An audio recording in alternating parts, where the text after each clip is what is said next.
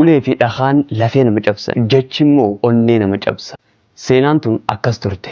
Atileetii fiigicha dheeraa fiiguun addunyaarra beekamtii olaanaa horate tokkotu yeroo takka mana hidhaa namoonni akka gurguddoo itti hojjetan daawwiif dhaqe.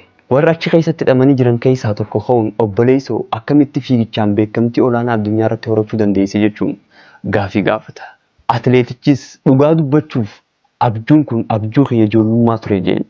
Dur gaafan ijoollee ture yeroon ijoollee gandaa waliin fiigee takkaffaa bahu abbaa kiyya karameellaa na badhaasuun ati gaaf tokko atileetii cimaa akka Abbabaa Biqilaa ni taatanaan jechaa ture. Anis gaaf sanirraa kaasee akka Abbabaa Biqilaa ta'u halkanii fi guyyaan hurka. Kanaafin bakkan har'a jiru kana jiraa jeen. Hidhamaan uffata keelloo uffates dhugaa dubbachuuf seenaa wal fakkaataa qabna jeen. Anis gaafan ijoollee ture abbaan kiyya akkam faayidaa hin qabne natti himaa ture jeen.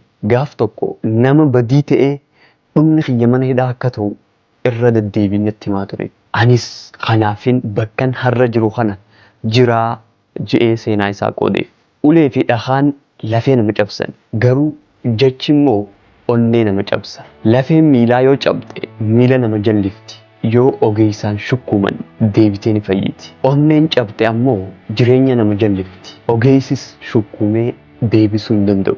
Yeroo hunda ibidda arrabni kee oomishu nama guburraa of eeggadhu. Ha dubbatuuf salphaa fakkaatu mala garuu ha gubateef salphaan ta'u.